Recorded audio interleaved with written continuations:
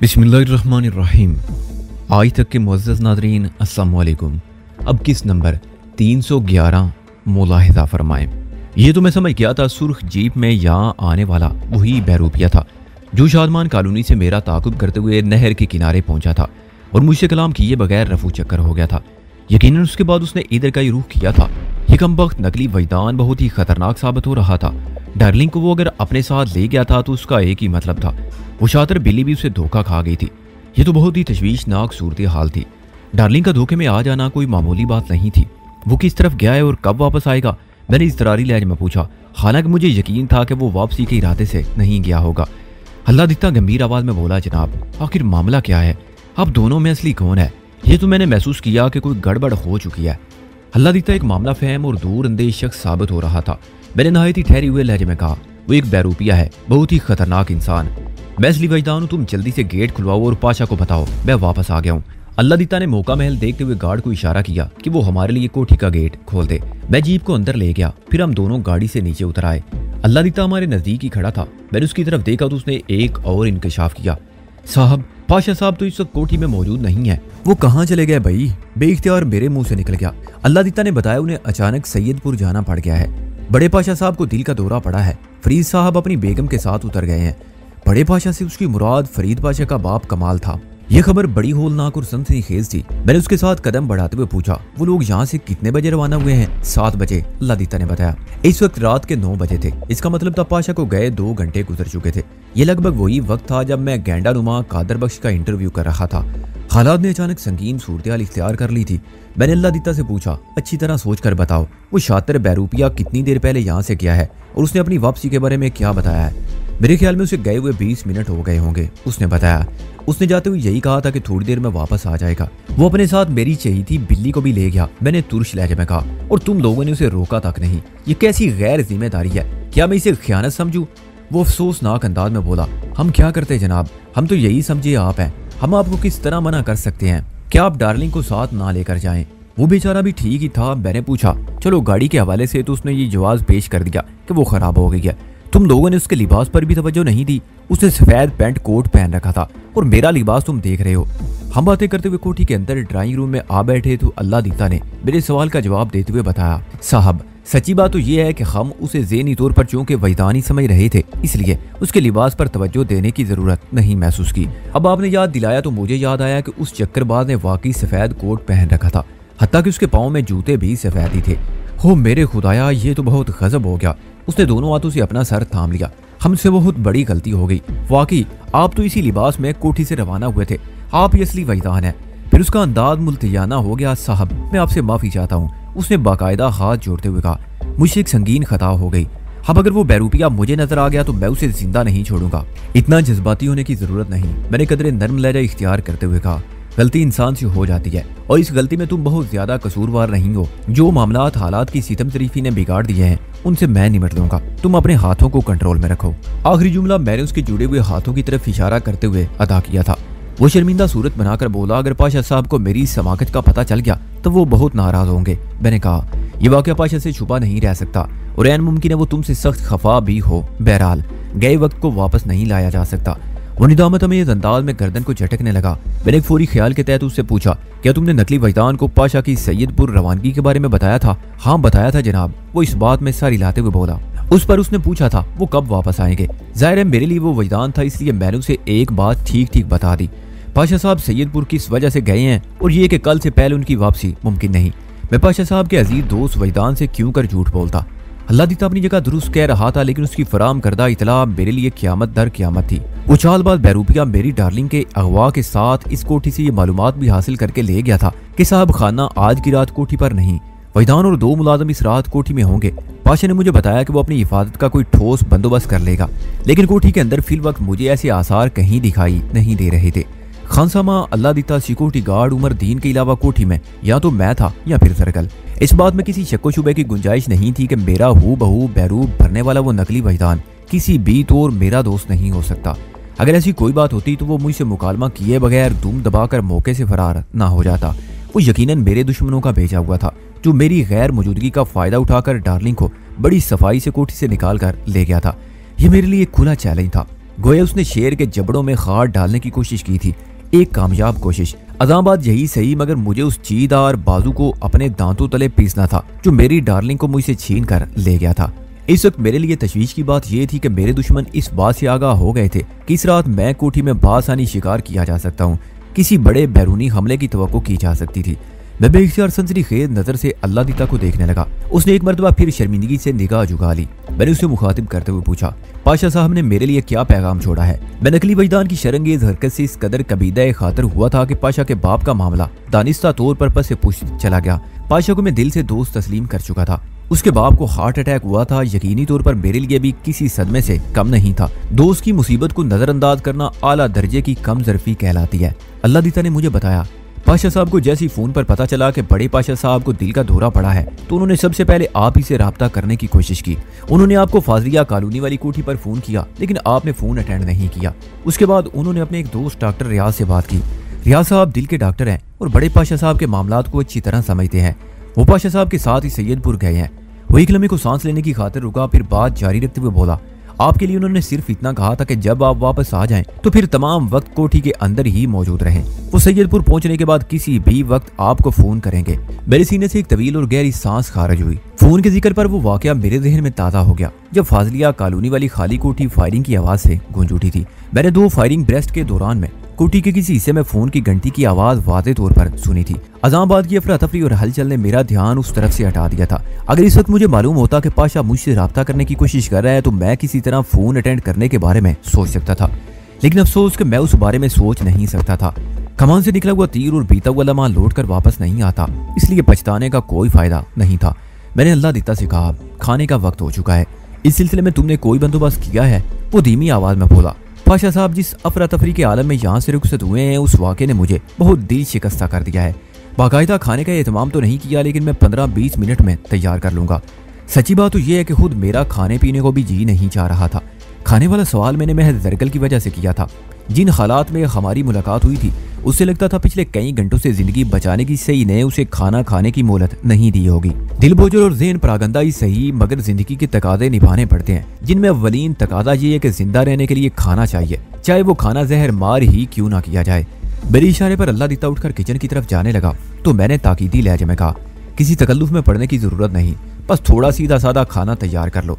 एक लम्हे के तवक्कुफ के बाद मैंने इजाफा किया, और किचन में मसरूफ होने से पहले जरा सिक्योरिटी गार्ड की तरफ भी चक्कर लगा लो।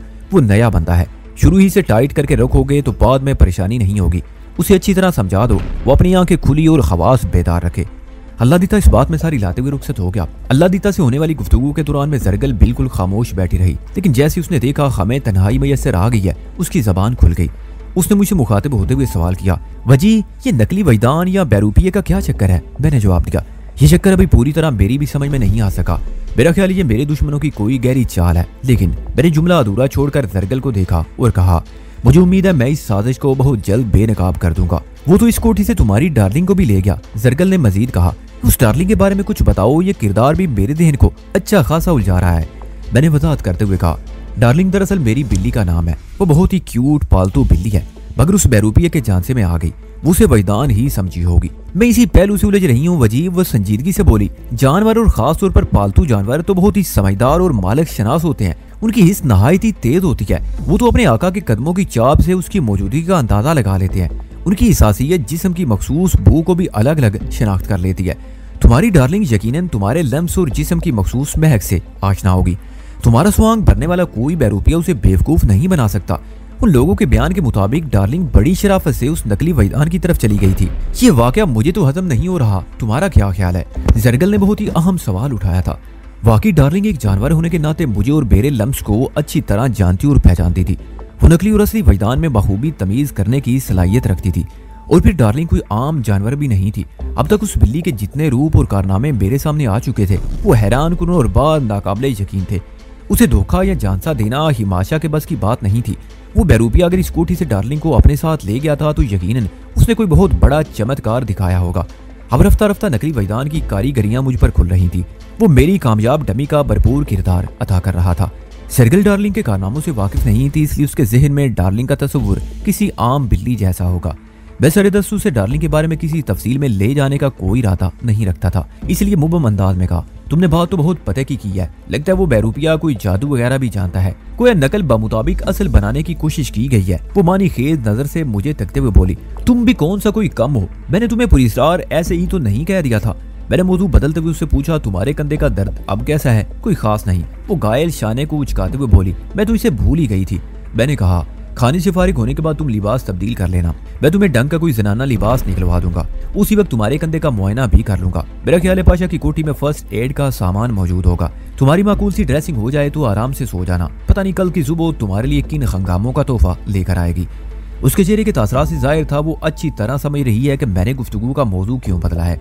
वो दिल की बात को जबान पर ना लाते हुए बोली, तुम ठीक कह रहे हो वजी, कल की सुबह का कोई भरोसा नहीं। आज की रात ही खैरियत से गुजर जाए तो गनीमत होगा। इंशाअल्लाह सब खैरियत रहेगी। मैंने तसल्ली अमेज लहजे में कहा, अगरचे हालात ऐसे नजर नहीं आ रहे।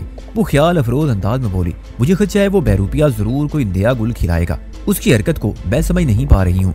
कौन सी हरकत? मैंने पूछा। यही डार्लिंग के अगवा वाली हरकत। उसने लफ्ज अगवा पर जोर देते हुए कहा। वो यहाँ आया, इस कोठी के मुलाजमीन की आंखों में धूल झोंकी और सिर्फ एक पालतू बिल्ली पर कनात करके खामोशी से चला गया। अगर वो वाकई तुम्हारा दुश्मन है तो बड़ा अजीब दुश्मन है। अगर वो वाकई सिर्फ तुम्हारी बिल्ली हासिल करने यहाँ आया था तो फिर तुम्हारी बिल्ली नहायत ही गैर मामूली होगी। वो बहुत महारत से हालात का तजिया कर रही थी। मैं उसके दलाइल को रद्द नहीं कर सकता था। ये बात मेरे जहन में भी आई थी कि वो मक्कार सिर्फ डार्लिंग ही पर इक्तफा करके क्यों चलता बना। फौरी तौर पर उसका जो जवाब जहन में आया वो यही था कि वो शख्स या उसके पीछे काम करने वाला दिमाग डार्लिंग की पुरस्रारियत वाला राज जरूर जानता होगा। कहीं ऐसा तो नहीं? अचानक मेरे जहन में एक ख्याल चमका। कहीं ऐसा तो नहीं कि डार्लिंग को किसी खास मकसद के तहत अगवा किया गया हो? इसको हासिल करने के लिए मेरी डमी से काम लिया गया था। ऐन मुमकिन था ये काम मेरे या डार्लिंग के किसी नए दुश्मन ने करवाया हो। ये सवाल सैकड़ों मुख्तलिफ नोयत सवालात को जन्म देता था, जिनके जवाबात के बारे में फिल वक्त कोई खत्मी बात नहीं की जा सकती थी। बहरहाल मेरी जिंदगी में नकली वजदान वाला एक नया सिलसिला चल निकला था। मैं नहीं जानता था आगे चलकर ये ऊंट किस करवट बैठेगा। सूरत-ए-हाल अचानक ही गंभीर और उलझन ज़दा हो गई थी। इसी दौरान में जरगल टिक टिकी बांधे मुझे देखते चली जा रही थी। उसने थोड़ी देर पहले जो नकात उठाए थे मैंने उनके जवाब में अभी तक कुछ नहीं कहा था। जरगल की तरफ देखते हुए मैंने टालने वाले अंदाज में कहा, इन तमाम पहलुओं पर फुर्सत से गौर करूंगा। छलने में खामोश रहने के बाद उसने कहा, इस कोठी में आने के बाद तुमने मुलाजमीन से जो बातचीत की है उससे तो मैं अंदाजा लगा चुकी हूँ कि हमारा ताकुब करने वाली सुर्ख लैंड क्रूजर में बहरूपिया मौजूद था। लेकिन वहां नहर के किनारे तुमने मुझे उस बारे में कुछ नहीं बताया था। उस वक्त इस बारे में तुम्हें कुछ बताना मैं जरूरी नहीं समझता था। बताया तो अब भी नहीं, मैंने खुद अंदाजा लगाया है। वो शिकायती लहजे में बोली, तुमने अपनी जान का इजहार किया है। मैंने कहा। वो पैंतरा बदलते हुए बोली, यहाँ सब दोस्त और दुश्मन तुम्हें वजदान कहकर मुखातिब कर रहे हैं। इससे मैं उलझन महसूस कर रही हूँ। मुझे इस बात की कुरीद नहीं कि तुम वजदान हो या वजी। मैं अपनी आसानी के लिए अगर तुम्हें वजदान ही समझूं तो तुम्हें इस पर एतराज तो नहीं होगा? हरगिज नहीं, मैंने कतियत से कहा। अपने जहन को उलझाने से ज्यादा बेहतर यही है कि तुम मुझे वजदान समझती और पुकारती रहो। हमारे दरमियान इसी नोयत की छोटी मोटी बातें जारी रही थी कि अल्लाह दीता ने डाइनिंग टेबल पर खाना लगने की नवीद सुनाई। हम ड्राइंग रूम से उठकर उस जानी बढ़ गए। खाने के बाद मैंने अल्लाह दीता के तवज्जो से नाइला के एक धुला हुआ लिबास हासिल करके जरगल को थमा दिया। अल्लाह दीता का दुनिया में कोई नहीं था और वो एक तवील अरसे से पाशा की कोठी में काम और आराम कर रहा था। इस वजह से उसकी हैसियत घरेलू मुलाजम के साथ साथ एक फैमिली मेंबर जैसी हो गई थी। अल्लाह रखी और उसकी बेटी आमना काम खत्म करने के बाद अपने घर चली जाती थी। जरगल लिबास तब्दील करके वाशरूम से निकली तो मैंने उसके जख्मी बाजू का जायजा लिया। मेरी इस अफसार पर अल्लाह दीता फर्स्ट एड बॉक्स उठा लाया। कंधे का जख्म तशवीशनाक नहीं था।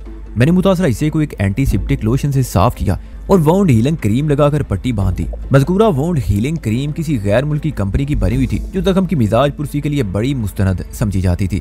इस जरूरी काम से निमटने के बाद मैं जरगल को अपने साथ बालाई मंजिल वाले बेडरूम में ले गया और कहा, आजकल मैं कोठी के इस कमरे में ठहरा हुआ हूँ। तुम आराम से यहाँ एक महफूज और गहरी नींद ले सकती हो। कोई तुम्हें डिस्टर्ब नहीं करेगा।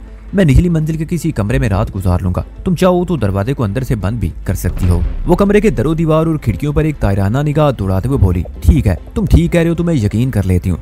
तुमने अब तक मेरी हिफाजत की है इसलिए मैं तुम्हारी बातों को गलत नहीं समझ सकती। वैसे तो इस बेडरूम में हर जरूरी चीज मौजूद है। मैंने जरगल के चेहरे को देखते हुए कहा, अगर फिर भी तुम्हें कुछ चाहिए हो तो बिला तकल्लुफ बता देना। बता दूंगी। उसने मुख्तसर गोई पर इक्तफा किया। इस वक्त जरगल के बदन पर नाइला का गुलाबी लिबास था जो बढ़ चढ़ कर फब रहा था। जरगल की रंगत में पहले ही दूध और गुलाब की आमेजिश थी। इस गुलाबी पहनावे ने उसके हुस्न बेदाग में चांदनी भर दी। वो इस वक्त बिलाशुबा गुलाब बदन नजर आ रही थी। मेरे पास खुश है चीनी की गुंजाइश थी और ना ही बुरा कारी का वक्त। लिहाजा इस अजनबी और मुसीबत ज़दा लड़की पर एक भरपूर नजर डालकर मैं बेडरूम से निकल आया। सही मंजिल तक पहुंचने वाले जीने तय करते हुए मैं सोच रहा था कहीं सर्कल को यहाँ लाकर मैंने कोई गलती तो नहीं कर दी। अगर ये गलती थी भी तो बहरहाल अब हो चुकी थी। फिर मेरा ख्याल अपने सामान की तरफ चला गया। मैं चूंकि बालाई मंजिल की उसी बेडरूम में ठहरा हुआ था, इसलिए मेरा सफरी बैग उसी कमरे की एक अलमारी में रखा हुआ था और वो अलमारी लॉक थी। अव्वल तो सर्कल उस बैग तक पहुंच नहीं सकती थी और बिलफरज पहुंच भी जाती तो वहां उसके मतलब की कोई चीज नहीं थी। मैं सीढ़ी मंजिल पर वाकई ड्राइंग रूम में आ बैठा। फरीद बादशाह के फोन का इंतजार करना जरूरी था। वो एक बड़ी मुसीबत से निबर्द आजमाई के लिए गया था। उसे किसी भी वक्त मेरी मदद की जरूरत पेश आ सकती थी। अगर इन नाजुक तरीन हालात में मैं उसके काम ना आता तो ऐसी दोस्ती अचार मुरब्बा डालने के सिवा किस काम की थी। अल्लाह दीता भी मेरे पास आ बैठा। खाने के बाद चाय का एक दौर चल चुका था, फिर भी वो मेरे लिए उम्दा किस्म की काफी बना लाया। काफी और चाय वगैरह मुझ पर माकूस असरात मुरतब करती हैं। आमतौर पर इन मशरूब से नींद उड़ जाती है और भूख मर जाती है, लेकिन चाय काफी के इस्तेमाल के बाद मैं वाज़ेह तौर पर भूख महसूस करने लगता हूँ। गोया मेरे लिए ये दोनों इश्तियार अंगेजी का किरदार अदा करती हैं, उसके साथ ही स्लीपिंग पिल के तौर पर भी काम करती हैं। अल्लाह दित्ता ने इतनी मोहब्बत से काफी पेश की कि मैं इनकार ना कर सका। हमारे दरमियान हल्की फुल्की बातचीत होने लगी तो वो मौजूद गुफ्तगू को नकली वैदान की तरफ ले गया। इस हवाले से उसका जहन किसी गहरे तजस्सुस की लपेट में था और ऐसा होना भी चाहिए था। मैं खुद उस बदमाश की शैतानी के सबब बुरी तरह उलझा हुआ था। इससे पहले कि हमारे दरमियान गुफ्तगू दराज हो जाती, टेलीफोन की घंटी बज उठी। अल्लाह दित्ता के मुंह से बेइख्तियार निकला, ये उसी लड़की का फोन होगा। मैंने चौंक कर उसे देखा और पूछा, कौन सी लड़की? वो अपना नाम सद्दफ बताती है। ओह, मैंने गहरी सांस ली और फोन की जानिब हाथ बढ़ा दिया। रिसीवर उठाने से कबल मैंने दूसरी घंटी बजने का इंतजार किया। पहली घंटी पर फोन अटेंड करने पर उमूमन लाइन कट जाती है। मेरा इंतजार तूल खींच गया मगर दूसरी घंटी ना बजी। एक घंटी के बाद टेलीफोन सेट खामोश हो गया। मैंने अल्लाह दीता से पूछा, क्या सद्दफ ने पहले भी फोन किया था? कम अज कम 10 मरतबा। उसने जवाब दिया। पाशा साहब की रवानगी के फौरन बाद ये सिलसिला शुरू हो गया था और आपकी आमद से थोड़ी देर पहले उसने आखिरी फोन किया था और हर मरतबा उसने आपका पूछा था। लगता है उसे आपसे कोई बहुत ही जरूरी काम है, लेकिन हैरत मुझे इस बात पर है कि जब से आप आए हैं उसका फोन नहीं आया। पता नहीं उसका क्या मसला है। मैंने पुरसोच अंदाज में कहा, उसका मसला तो तुम्हारी समझ में आने वाला नहीं। वो उलझन ज़दा नजर से मुझे देखने लगा। सद्दफ को मैं काफी देर से भूला हुआ था। दोपहर में वो अपनी कजन नादिया के साथ मुझसे मिलने यहाँ आई थी और बवक्ते रुखसत मैंने उससे वादा किया था कि मैं शाम में उसे फोन करूंगा। वो मुझसे कुंग फू के चंद दाव पैंतरे सीखना चाहती थी। उसने मुझे रेस कोर्स पार्क में आने की दावत भी दी, लेकिन जिस शाम को हमें उस पार्क में मिलना था वो शाम तो मैंने एक खुफिया तय खाने में बिता दी। मेरी तरफ से राब्ता ना होने पर वो यकीनन परेशान हुई होगी। वो टेलीफोन का तांता उसी सबब था। बाज़ इंसान अजीबो गरीब हालात से गुजरने लगता है। उसे जहाँ जाना होता है वो उस मुकाम के करीब से गुजरता है, लेकिन बेबसी उसे कुछ याद नहीं आने देती। वो अपने वसाइल के चक्कर में ऐसा घन चक्कर बनता है कि अपना मतलूबा मुकाम उसे दिखाई ही नहीं देता, या अगर नजर आता है तो उस तक रसाई उसके हाथ में नहीं होती। मैं गुज़िश्ता शाम और रात के पहले हिस्से में शादमान कॉलोनी और रेस कोर्स पार्क के पास से गुजरा था। कॉलोनी में सद्दफ का क्याम और पार्क में वो मुझसे इस्तेफादा करना चाहती थी, मगर इन दोनों मुकामात पर उससे राब्ते में ना आ सका। सुर्ख लैंड क्रूजर वाले नकली वजदान ने मुझे मोहलत दी और ना मैं उसे चक्कर देने के लिए सड़कों पर सड़कें बदलता यहाँ तक चला आया। ये सब कुछ सोचते हुए मैं एक टक टेलीफोन सेट को भी देख रहा था, मगर पहली घंटी की तकमील के बाद वो ऐसा खामोश हुआ जैसे जबान पर मोहर लगवा लियो। मैं अल्लाह दीता की जानिब मुतवज्जो हो गया। सद्दफ ने पाशा की मौजूदगी में भी फोन किया था। मैंने उससे पूछा। वो मादरत अमेज लहजे में कहा, किया हो तो मुझे मालूम नहीं, क्योंकि वो फोन पाशा साहब ने अटेंड किया होगा। मैं तो उनके जाने के बाद फोन सुन रहा हूँ। मैंने एक फौरी ख्याल के तहत कहा, सद्दफ नामी ये लड़की बहुत बातूनी है, सवालात करके मगज खाना शुरू कर देती है। इसने तुम्हारी जान तो बहुत खाई होगी। आप ठीक कह रहे हैं वजदान साहब। वो ताइदी अंदाज में सर हिलाते हुए बोला। उसने हर मरतबा मुझसे चंद मखसूस सवाल पूछे हैं और सब आपसे मुतल्लक हैं। मसलन आप कहाँ गए हैं, कब गए हैं, क्यों गए हैं और वापस कब आएंगे। वो एक लम्हे को सांस लेने की खातिर रुका, फिर बात जारी रखते हुए बोला, मैं भला इन सवालात के क्या जवाब दे सकता था। मुझे आपके बारे में कुछ पता ही नहीं था, लिहाजा हर मरतबा मादरत कर दी। अलबत्ता उसने यूं जाहिर किया जैसे अचानक कोई बात याद आ गई हो। फिर जल्दी से बोला, एक मरतबा उसने पाशा साहब के बारे में भी पूछा था और मैंने उसे बताया कि पाशा साहब के वालिद साहब को हार्ट अटैक हुआ है, इसलिए वो अपनी बीवी के साथ बाप को देखने सैयदपुर गए हैं। उसके बाद जानते उस लड़की ने क्या सवाल किया? वो खामोश होकर इस तफसारिया नजर से मुझे देखने लगा। मैं चूंकि उसके बारे में कुछ नहीं जानता था इसलिए कह दिया, मैं नहीं जानता, ये बात भी तुम ही बता दो। उसने बताया। वो पूछने लगी, वजदान तो पाशा अंकल का बहुत गहरा दोस्त है। अगर पाशा साहब के वालिद की इतनी तबीयत खराब है तो यकीनन वो भी उन्हें देखने जाएगा। मैं सद्दफ को बता चुका था कि पाशा साहब आपसे मिले बगैर यहाँ से गए हैं, शायद उसी हवाले से उसने ये बात की थी। मैंने उसकी इस तफसार के जवाब में कहा कि पाशा साहब सैयदपुर से फोन करके वहाँ के हालात से आगाह करेंगे और अगर जरूरत महसूस करेंगे तो वजदान को अपने पास बुला लेंगे। उसने पूछा, वजदान की रवानगी जल्दी से जल्दी कब तक मुमकिन है? मैंने बता दिया वो कल सुबह ही जा सकेंगे। उसके बाद भी उसने 2-3 मरतबा फोन किया और आप ही के बारे में पूछा कि आप वापस आ गए या नहीं। मैंने तशवीश भरे लहजे में पूछा, मेरी सैयदपुर जाने वाली बात तुमने अपनी तरफ से की थी या पाशा ने ऐसा कोई इजहार किया था? मैं अपनी तरफ से क्यों करूंगा जी, वो संजीदगी से बोला। पाशा साहब ने वादे अल्फाज में कहा था वो सुबह आपको भी बुलाएंगे। शायद आप पहले ही सैयदपुर जाने वाले थे और आपने कल सुबह ही यहाँ से रवाना होना था। छोटे पाशा साहब आपको लेने आने वाले थे, लेकिन उनकी आमद से पहले उनका फोन आ गया। नवीद पाशा साहब ने ही वालिद के हार्ट अटैक की खबर फोन पर दी। मैं गंभीर अंदाज में उसे सुन रहा था। उसने मजीद कहा, सद्दफ आपके लिए बहुत परेशान थी, इसलिए मैंने उसे आपके बारे में बता दिया कि आप कल सुबह सैयदपुर जाने वाले हैं। यह सुनकर उसकी परेशानी और बढ़ गई। मैंने मानी खेद अंदाज में कहा, खैर अब उसका फोन आया तो मैं खुद बात कर लूंगा। अल्लाह दीता ऐसी नजरों से मुझे देखने लगा जैसे सद्दफ के बारे में मैंने कोई अजीब बात कर दी हो। उस बेचारे को क्या मालूम कि मेरे सैयदपुर जाने से सद्दफ की परेशानी का क्या ताल्लुक हो सकता है। उसने अचानक कुछ याद आ जाने के अंदाज में पूछा, वहीदान साहब, ये सद्दफ बीबी वही लड़की तो नहीं जो आज दिन में आपसे मिलने आई थी? उसके साथ उसकी मामू जात भी थी। बिल्कुल वही है। क्या आज दिन में तुमने उसे देखा था? देख तो नहीं सका जनाब, वो बताने लगा, बस इतना ही पता चला था 2 लड़कियां आपसे मिलने आई थी। सद्दफ के बारे में तो मैंने खुद ही अंदाजा लगाया है। तुम्हारा अंदाजा दुरुस्त है, मैंने कहा। फिर फोन की तरफ देखते हुए इजाफा किया, ये तो जैसे बोलना ही भूल गया है। वो भी उलझन भरी नजर से टेलीफोन को घूरने लगा। मैंने कहा, अल्लाह दीता, नकली वजदान की तरफ से हमें बहुत ज्यादा मोहतात रहने की जरूरत है। तुम एक मरतबा फिर सिक्योरिटी गार्ड को होशियार रहने की ताकीद कर दो। उससे कहो कि वो चौकन्ना नजर से कोठी का सामने वाला हिस्सा वाच करता रहे और एक लम्हे के लिए भी अपने कैबिन से ना हिले। ये रात जाकर गुजारनी है, वो कल दिन में अपनी नींद पूरी कर सकता है। और हाँ, मैंने जरा तवक्कुफ किया, फिर कहा, गार्ड को ये ताकीद भी कर देना कि अगर वो कोई गैर मामूली हरकत नोट करे तो फौरन इंटरकॉम पर मुझे इतला दे। मेरी हिदायत के बगैर उसे कोई कदम नहीं उठाना। मैं यहीं ड्राइंग रूम में मौजूद रहूंगा। ये फैसला मैंने इसलिए भी किया कि ड्राइंग रूम से बालाई मंजिल का जीना और बैरूनी गेट बहुत नजदीक थे। किसी हंगामी सूरत से निपटने के लिए ये जगह नहायत ही मौजू और मुनासिब थी। मैं बहुत आसानी से मूव कर सकता था। अल्लाह दीता ने पूछा, लगता है आपका सोने का इरादा नहीं? मैंने मुंह अंदाज में जवाब दिया, कम अज कम पाशा के फोन आने तक तो मुझे जागना है। सोने के बारे में बाद में सोचूंगा। तुम्हारा क्या प्रोग्राम है? जो आपका हुक्म हो, वो फर्मा बरदारी से बोला। मैंने कहा, अभी 3-4 घंटे तो मेरा सोने का कोई इरादा नहीं, इसी दौरान में तुम एक नींद ले लो। उसने इस बात में सारी लाया। मैंने कहा, बेहतर होगा तुम किसी ऐसी जगह पर नींद लो जो कोठी के अकबी हिस्से से करीब हो कि अगर उस तरफ किसी गड़बड़ के आसार पैदा हो तो तुम्हारी आंख खुल जाए। कोठी के सामने वाले हिस्से की निगरानी तो सिक्योरिटी गार्ड ही कर रहा है। ठीक है, मैं अपने कमरे का दरवाजा खुला छोड़कर सो जाता हूँ। ये कमरा कोठी के अकबी हिस्से ही में बना हुआ है। 5 मिनट बाद वो मुझे ड्राइंग रूम में तनहा छोड़कर नजरों से ओझल हो गया। मैंने सद्दफ के बारे में सोचना शुरू कर दिया। अल्लाह दीता से ज्यादा बात नहीं की थी, लेकिन मैं उसकी फोन कॉल का सुनकर परेशान हो गया था। उसके इल्म में ये बात आ चुकी थी कि मैं कल सुबह सैयदपुर जाने वाला हूँ। वो खुद भी देहाती जिंदगी का मुशाहिदा करने का इरादा जाहिर कर चुकी थी। मुझे अच्छी तरह मालूम था गाँव की सैर और कुंग-फू की टेक्निक सीखना महज एक बहाना था। दर हकीकत वो मेरे करीब आने का मौका ढूंढ रही थी और मैं अपने आप से इतनी दूर जा चुका था कि बाज़ औक़ात खुद को तलाश करना पड़ता था। नकली वजदान की कारसानी ने मुझे ज़हनी तौर पर बुरी तरह उलझा दिया था। अब सद्दफ की जानिब से भी चंद शरारतों का इम्कान था। वो आज रात के किसी हिस्से में या कल सुबह पहुंचने वाली थी और उससे पहले उसका फोन आने वाला था। फोन वाले ख्याल पर मैंने कनकियों से टेलीफोन सेट को देखा और उसी लम्हे उसकी घंटी बजने लगी। तीसरी घंटी पर मैंने रिसीवर उठा लिया और मेरे हेलो के जवाब में एक शनासा आवाज मेरी समाज से टकराई। इस आवाज में दुनिया और जहां का दर्द भरा हुआ था। मेरा माथा ठिनका और मैंने धड़कते हुए दिल से कहा, पाशा, मैं वहीदान बोल रहा हूँ। अब्बा जी की तबीयत कैसी है? वहीदान, वो भर्राई हुई आवाज में बोला, अब्बा जी हमसे रूठ गए हैं। मैं सन्नाटे में रह गया। बड़े पाशा के लिए दिल का दौरा जानलेवा साबित हुआ था। यह ऐसा वक्त और मौका नहीं था कि मैं दुखड़ा रोने बैठ जाता। बड़े पाशा को यहाँ के हालात से बेखबर रखते हुए चंद ताज़ियत भरे जुमलों में उसे तसल्ली दी और कहा, मैं अभी आ रहा हूँ, तुम मुझे रास्ते और गाँव की लोकेशन के बारे में कुछ बताओ, मैं किसी न किसी तरह पहुंच जाऊंगा।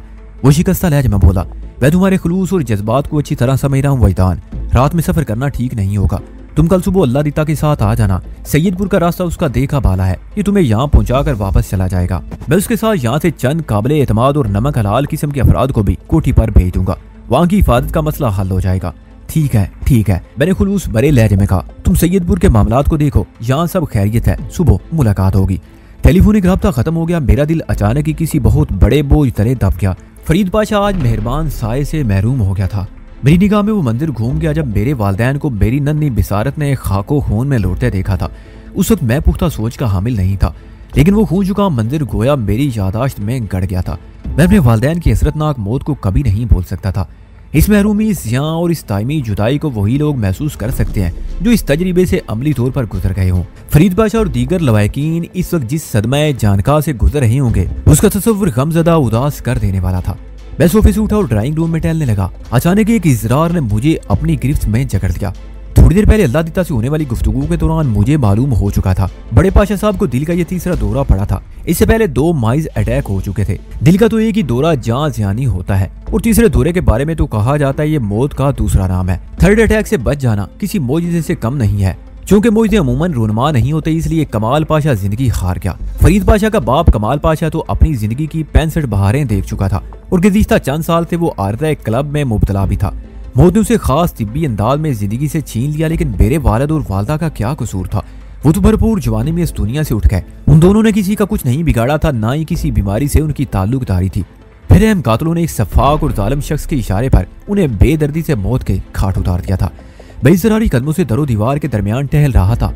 मेरे तस्वुर की निगाह में चंद चेहरे जल बुझ रहे थे। वो शकील कल्ब इंसान नुमा जानवरों के चेहरे थे। उन चेहरों को देखकर हैवानों के सर शर्म से झुक जाते थे। दारा, चीफांग और किम के चेहरे। इन दरिंदों ने मेरे वालिदैन को मुझसे छीन लिया था। फिर आपो आप मेरा ध्यान चौधरी नवाज़ शरीफ की तरफ चला गया। मेरे वालिदैन का कत्ल उसी चौधरी के इमाम और इशारे पर हुआ था और अब मेरी रगे जान, मेरी सांस साहिल भी उसी शैतान सिफ्त के चुंगल में थी। साहिल के तस्वुर और ख्याल ने मुझे झुंझोड़ कर रख दिया। मैं इस वक्त खुद को किसी जलते हुए तनूर में पाया। वो तनूर जिसे चौधरी नवाज़िश के जुल्म नवाज ईंधन ने दहकाया था। उसकी दहक और तपश ने मेरे एहसासात, जज्बात और सोच को झुलसा कर रख दिया था। मैं जो सोच रहा था मेरी हिजानी कैफियत में इजाफा हो रहा था। मेरे बदन का सारा खून दिमाग की तरफ रवा होकर कनपटियों में ठोकरें मारने लगा। मुझे यूं महसूस हुआ अब तब में मेरे दिमाग की कोई नस फट जाएगी। मैं टहलते टहलते अचानक रुका और दोनों हाथों से सर को थाम कर खल के बल चिल्लाया, अल्लाह दिता। मेरी इस पुकार ने फौरी असर दिखाया। अगली लम्हे अल्लाह दिता मेरे सामने मौजूद था। ड्राइंग रूम में दाखिल होने के बाद उसने वहशत ज़दा नजर से मुझे देखा और परेशानी से बोला, क्या हुआ साहब जी, आप चीख क्यों रहे थे? कुछ नहीं, मैंने अपनी कैफियत को कंट्रोल करते हुए कहा, बैठ जाओ। उसने मेरे हुक्म की तामील की और पूछा, कोई बात जरूर है, आप चेहरे से बहुत परेशान नजर आ रहे हैं। मैं उसे अपनी दिली कैफियत से रोशनास नहीं करा सकता था, लिहाजा मौजू बदलते हुए पूछा, तुम तो सोने के लिए अपने क्वार्टर में चले गए थे, लेकिन तुम्हारी फौरी आमद बता रही है तुम यहीं कहीं आस पास ही थे। उससे बगौर मेरे चेहरे का जायजा लेते हुए बताया, मैंने सोने की थोड़ी कोशिश की लेकिन कामयाबी नहीं हुई। दिल बहुत बोझल है वैदान साहब। मैंने सोचा जब नींद नहीं आ रही तो क्वार्टर में पड़ा क्या करूंगा। मैं आपकी तरफ ही आ रहा था। ड्राइंग रूम से 2 कदम के फासले पर था कि आपकी चीख सुनकर अंदर लपक आया। इतना कहकर वो कुछ तलाश करने वाले अंदाज में मेरी आंखों में देखने लगा। वैदान साहब सच्ची बात बताएं, क्या मसला है? आपकी चीख में बड़ी वहशत थी। बताता हूँ, मैंने सरसरी लहजे में कहा। फिर पूछा, फ्रिज में ठंडा पानी तो होगा? वो हैरान नजर से मुझे देखते हुए बोला, बहुत है, तुम ठंडा पानी किसी बाल्टी या तसले में भरकर यहाँ ले आओ। उसने कोई सवाल नहीं किया और उठकर जाने लगा। मैंने ताकीदी लहजे में कहा, जरा सिक्योरिटी गार्ड की भी खैरियत पूछ लेना और बालाई मंजिल पर भी झांक कर देख लेना। वो फरमाबरदारी से इस बात में सारी लाकर ड्राइंग रूम से निकल गया। इस बात के इम्कानात मौजूद थे कि अल्लाह दित्ता के अलावा मेरी वो बेइख्तियार इज़्तिराबी चीख जरगल और सिक्योरिटी गार्ड ने भी सुनी होगी। मुझे अपने चीखने पर खुद हैरत थी। मैं मजबूत असाब और बेपनाह कुव्वत बर्दाश्त का मालिक हूँ। थोड़ा गौर किया तो दिल ने चुगली खाई। इस साहिल के लमाती तसव्वुर ने मुझे आउट ऑफ कंट्रोल कर दिया था। मेरी बर्दाश्त को यह गवारा नहीं था कि वो चौधरी नवाज़िश के नापाक हिसार में एक सांस भी ले। मैं इस वक्त अपनी साहिल से चंद घंटों की मुसाफत पर था। ये मुसाफत अनकरीब घटकर मिनटों में बदलने वाली थी। मैंने खुद को समझाया, वैदान, इस मैच के आखिरी ओवर्स चल रही हैं, लिहाजा अपने दिल को काबू में रखो। अगर दिल पर काबू रखोगे तो आसाब पर भी कंट्रोल रहेगा। ये ओवर्स बहुत सोच समझ कर खेलने हैं। एक एक गेंद को नाप तोल और देखभाल कर खेलो। मंजिल पर पहुंचकर खेल को बिगाड़ नहीं देना चाहिए। ये बाजी तुमने जीतना है, सिर्फ तुमने।